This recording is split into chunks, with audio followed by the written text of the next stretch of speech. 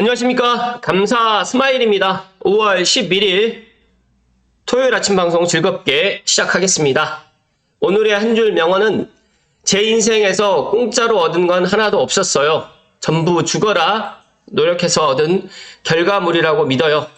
네, 손흥민 선수가 이렇게 멋진 이야기를 했습니다. 감사 스마일도 20대, 30대 때 공짜를 상당히 좋아했는데 지금은 공짜로 얻는 것이 오랫동안 가지 않는다는 것을 경험을 했고 그러다 보니까 공짜를 갖다 그렇게 좋아하지는 않습니다. 그리고 남들이 알아주든 알아주지 않든 간에 꾸준하게 제가 할 일을 하고 이렇게 아침 방송을 해 나간다고 하면 제가 원하는 그런 목표에 도달할 것이다 라고 저는 그런 믿음을 갖고 꾸준하게 정진을 할 거고요. 감사 스마일 TV를 애청하신 분들만이라도 공짜 너무 좋아하지 마시고 항상 노력하시고 그리고 긍정의 자세로 오늘 하루도 보내실 것을 이야기 드립니다. 원당역 롯데캐슬 스카이의 로고 타입이 7억 1000에 거래되면서 신고가가 나왔다고 하는데요. 물론 7억 1000이 비싸다, 싸다, 그렇게 생각하실 수도 있겠지만 이게 또 3층이더라고요. 그래서 상당히 원당역 롯데캐슬이 이제 제가 알고 있기로 8월 말쯤에 지금 입주를 하는데 저는 조심스럽게 로고 타입은 이제 7억 1000보다 밑으로 내려갈 일은 없을 것 같고요. 84 타입은 입주 때 제가 9억이 넘어갈 거다. 물론 8억 중후반도 나올 수도 있겠지만 9억이 넘어갈 거다라고 제가 예상을 하고 있는데 아무튼 기대가 많이 됩니다. 원당역 롯데캐슬 스카이에 입주하신 모든 분들께 방송을 빌어서 다시 한번 축하의 이야기를 좀 드리고요. 또 원당역 롯데캐슬 스카이에 분양 당시에 감사 스마일을 믿고 일단 청약을 하셨던 분들 아무튼 다시 한번 축하한다는 말씀 드리면서 흔들리지 않는 그런 부동산 인사이트를 계속해서 드릴 수 있도록 노력하겠습니다. 또 어떤 분이 지금 원당역 롯데캐슬 스카이의 신고가를 보면서 또 여러 가지 이야기가 있는데 아직까지 지금 덕양구의 아파트 가격은 착하다. 그런데 이제 어제 제가 이제 어떤 부동산 사장님들하고 그렇게 이야기를 하면서 이제 의외로 부동산 사장님들께서 삼성에 제 방송을 갖다가 애청하시는 분들이 의외로 많으시더라고요. 저도 몰랐던 사실인데 저를 보면서 너무너무 반갑게 물어보시면서 앞으로 어떻게 될 것 같으냐라고 해서 이제 제가 짤막하게 이야기 드렸는데 지금 덕양구에 어찌됐든 간에 지금 움직이고 있긴 하지만 거래가 많이 되지 않을 겁니다 라고 제가 이야기 드렸습니다. 그 이유는 거래가 많이 안 되는 이유가 일단은 매수자는 작년 가격을 갖다가 생각을 하고 있고 매도자는 작년 가격이 아닌 지금 가격을 갖다가 생각을 하고 있다 보니까 매도하고 매수의 그런 생각이 다르거든요. 그렇다고 하면 매수자가 지금 현재 가격을 가지고 바로 결정을 해야 되는데 사람인지라 그렇게 못합니다. 그리고 이제 서울이 움직이고 있는데 이쪽으로 넘어오는데 시간이 빠르면 3개월, 늦으면 6개월. 제가 이 경험을 몇 년 전에도 했지만 작년에도 이런 경험을 갖다 또 했습니다. 그러다 보니까 작년에도 삼송이라든지 덕양구 쪽이 조금 움직였던 시기가 7월 말 8월 달이었거든요. 그렇다고 하면 그때도 이제 3월 달에 가재울이 움직였을 때를 생각해 보니까 3개월에서 4개월 후부터 움직였거든요. 그러다 보니까 저는 지금 5월 달하고 6월 달은 사람들이 이제 계속적으로 이제 이렇게 지켜보고 있다가 실제로 움직이는 거는 빠른 사람들은 아마 7월, 8월 달에 움직일 것 같고요. 조금 늦는 사람들은 추석 전후로 해가지고 움직일 것 같다라는 말씀을 감사 스마일이 어제 부동산 대표님들께 이야기를 드렸습니다.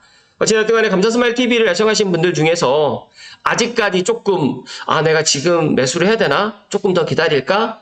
또 지금 매도를 해야 되나? 조금 더 기다릴까? 여러 가지 생각들이 많겠지만 조금 이따가 제가 또 이야기를 좀 드려볼 수 있도록 하겠습니다. 은평구에 지금 신고가가 지금 나와 있는데 백년산 해머로부터 이편한 세상 백년산 그리고 녹번역 이편한 세상 캐슬이 신고가를 갖다가 경신을 했습니다. 그러니까 이 신고가를 경신했다는 게 일단 중요한 팩트 중에 하나가 일단은 지금 거래들이 하락 거래보다는 말 그대로 상승 거래. 물론 전고점을 갖다가 뚫지는 않았지만 제가 생각했을 때 계속적으로 이렇게 신고가를 경신한다라고 하면 이제 말 그대로 이제 전고점까지도 도달할 수 있는 기간이 얼마 남지 않았을 것 같다라는 말씀드리고, 저는 올 하반기보다 정말 내년이 더 부동산 시장이 더 힘들어질 것이다. 그러니까 내년에 부동산 전세 가격이든 뭐 월세 가격이든 또 매매 가격이 많이 올라갈 것 같다라는 말씀을 드립니다. 뭐 여러 가지 이유가 있겠지만 금리 인하가 이제 확실하게 된다라고 하면 뭐 그때부터 내가 내 집 마련을 또 서두르신 분도 계실 거고요. 그리고 또 제가 현장에서 느끼는 거지만 인플레이션이 정말 빨리빨리 지금 너무 빨리 지금 가는 것 같다. 그래서 돈이 너무 시중에 많이 풀리고 있고 돈 10,000원의 가치가, 돈 1억의 가치가 5년 전, 10년 전에 비해서 너무너무 지금 낮게 지금 평가되고 있다. 그렇기 때문에 어찌됐든 간에 돈을 갖다가 많이 소유하는 것보다 내가 자산을 많이 소유하는 것이 더 좋을 것 같다는 말씀 오늘 강조해서 이야기 드립니다.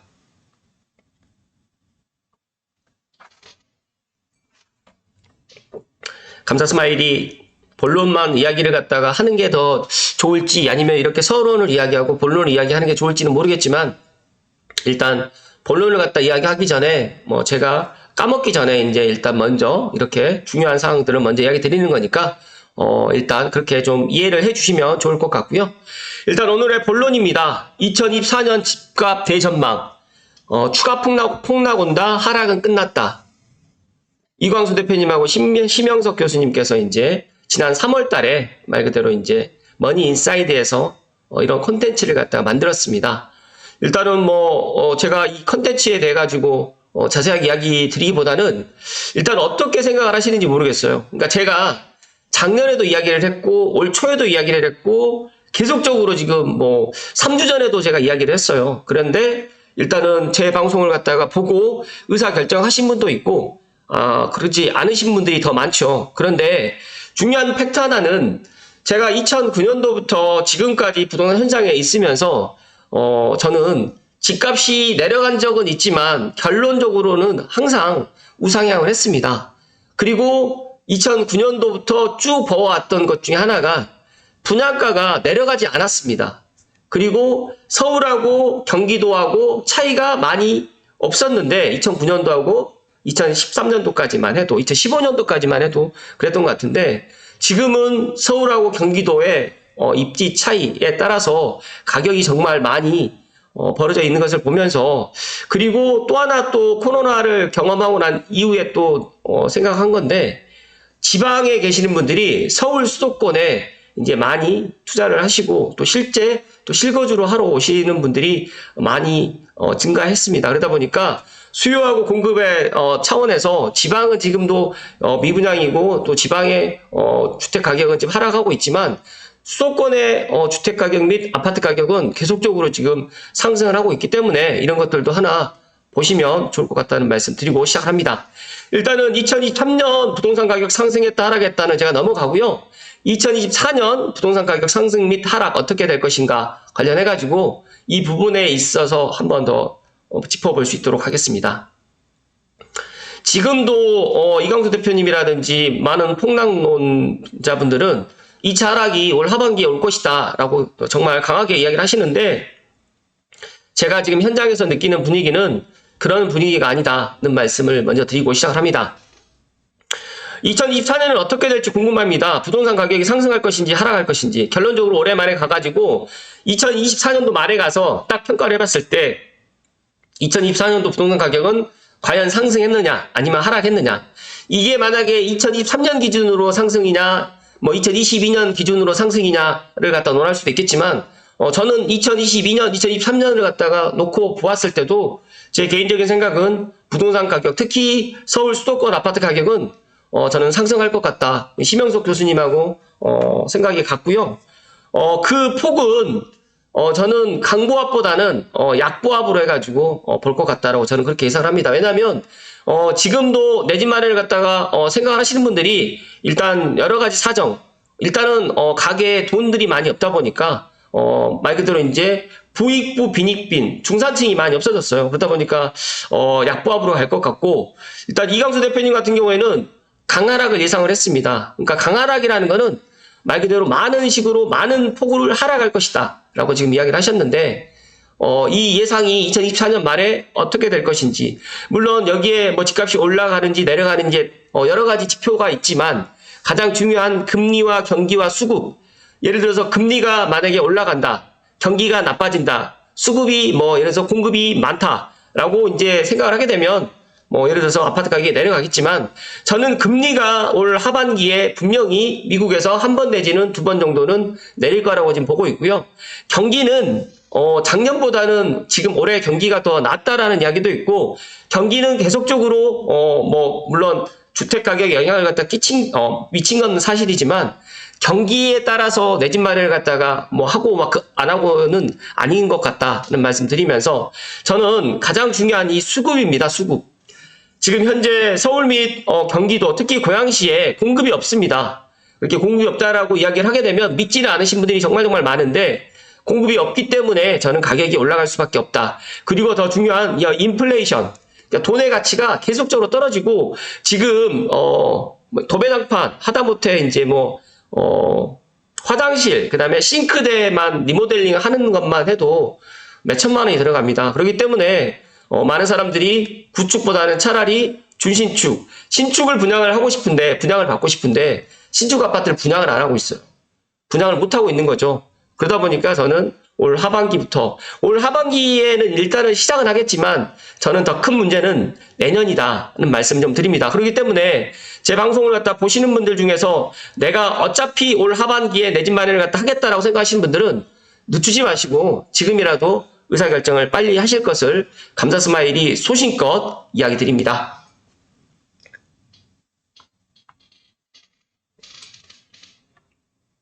이어서 수생투님의 블로그, 정말 너무 재밌는 이야기가 있어가지고 제가 이분의 또 블로그를 또 토대로 이야기 좀 드릴 수 있도록 하겠습니다. 제가 머니인사이드 링크라든지 수생투님의 블로그 링크는 제가 설명란에 링크 걸어 드릴 테니까 제 방송 보시고 한 번 더 꼼꼼하게 보실 것을 이야기 드립니다.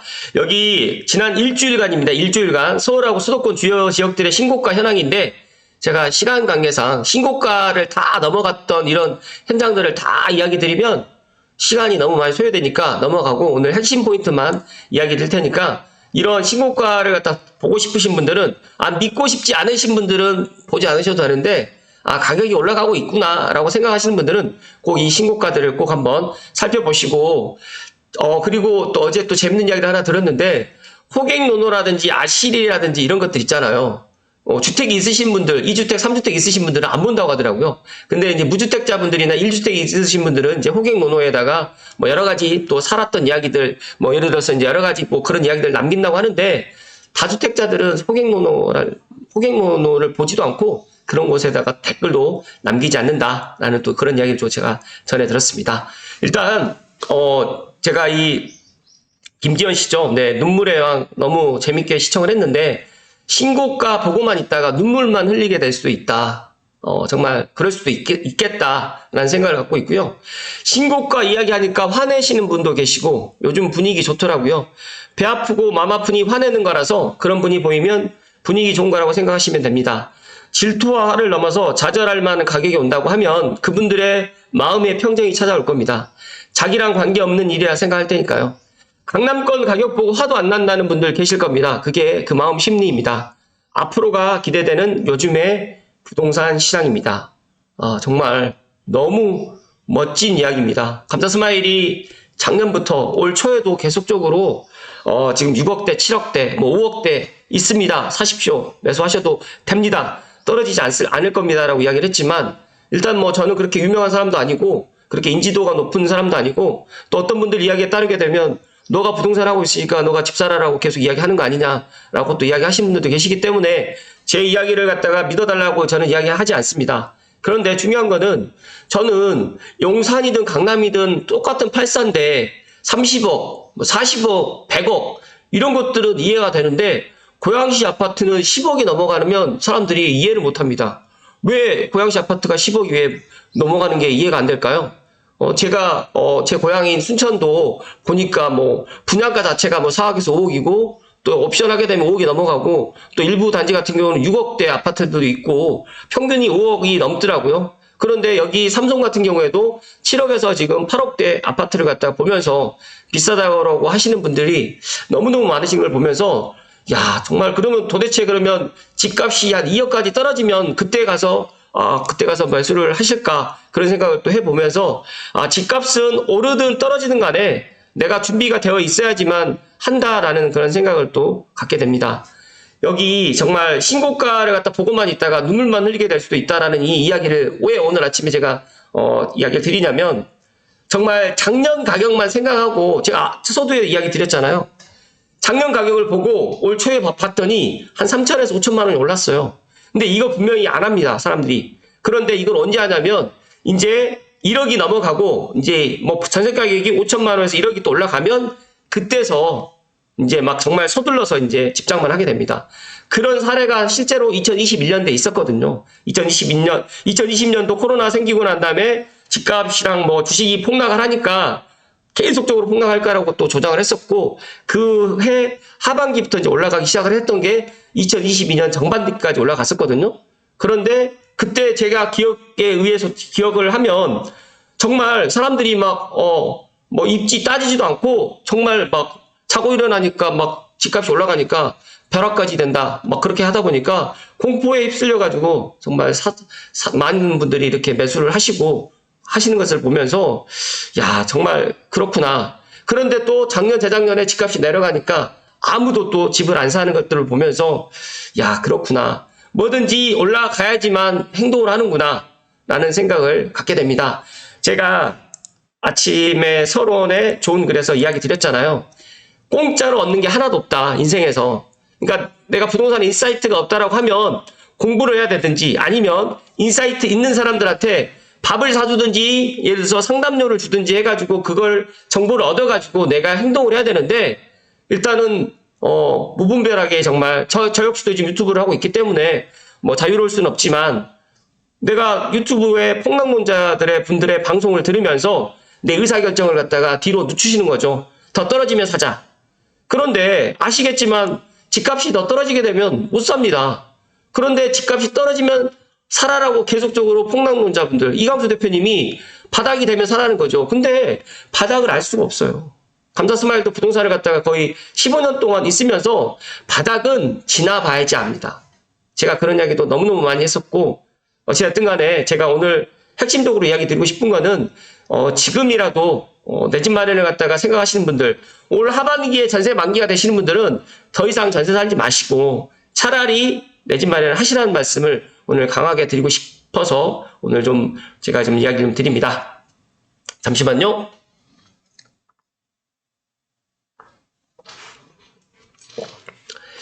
제가 부동산을 감사하게도 제가 제2의 직업을 택해서 부동산을 하면서도 나의 인사이트를 갖다 부족할 때 정말 나의 인사이트를 갖다가 조금 키울 수 있는 방법이 무엇이 있을까라고 정말 고민을 많이 했을 때 제 부동산 멘토님이신 빠숑님을 만났고, 제가 부동산 2009년도부터 부동산을 했지만 투자도 병행해서 해왔지만 그런 정말 확실한 그런 입지라든지 그다음에 부동산의 그런 인사이트가 부족했어요.